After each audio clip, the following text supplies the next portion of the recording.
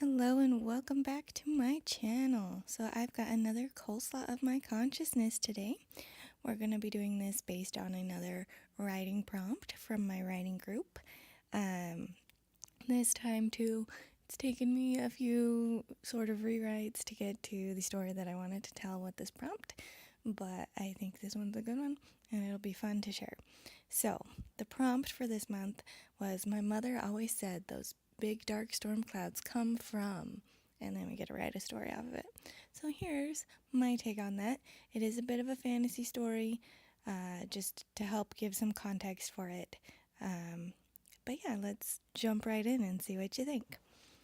My mother always said storm clouds are formed by the gods weeping, Kayne said in a braggy tone. Argus rolled his eyes. You've never even met Mom. You were practically adopted into the family. Kayne scowled, her goblin ears flapping a bit as she gave a disgruntled shake of her head. That's not true. You're my brother. Half-brother. We share a mother, but your father was some idiotic goblin who had to come along and mess our dwarven lineup. Father's never forgiven him for doing that to Mother. And that's why he kicked you out on the street to live with me, Kayne proclaimed in a self-satisfied, sing-songy tone. Argus harumphed. That was based on a completely unrelated event. Can't you keep your own history straight? Much as I'd enjoy listening to the two of you argue the past for another hour, the elf interjected with a prominent roll of his eyes, we have other matters, namely a quest, to discuss. Will you help us navigate the mines into the dragon's den or not? What cut of it were you offering again? Argus asked with forced nonchalance. The Stormbringer's jewel, the elf answered, a glint of impatience in his eyes, though his voice remained patient.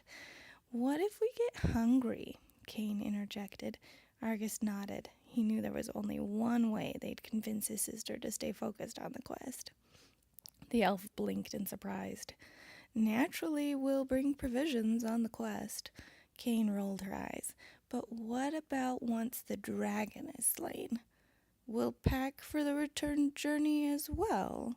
The elf trailed off, bemused by the fervent stare from the goblin dwarf.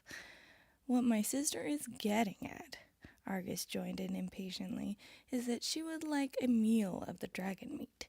The elf blanched. Dragon meat? He looked sick at the very idea. I want to try all the tasty meats. So far our quests have only produced dead orc. Not the most exciting of treats. I want to eat some dragon meat too. I don't know about that, the elf faltered. Stupid vegetarians, Argus grumbled. Look, if you want our help, it's a package deal. I don't go anywhere questing without my sister, and she won't quest without me. I'm in the quest for the jewels, and she wants to taste exotic meats. Take it or leave it. The elf grimaced. I guess we'll have to accept your terms. I'll let my compatriots know.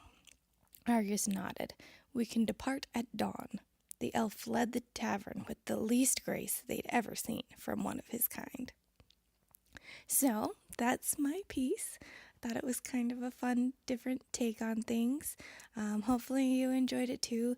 Let me know what you think, if it's any good or if there's any improvements you could think of. But yeah, otherwise I think that's it for now, and I'll see you guys in another video. This is the Umlaut Herper signing out.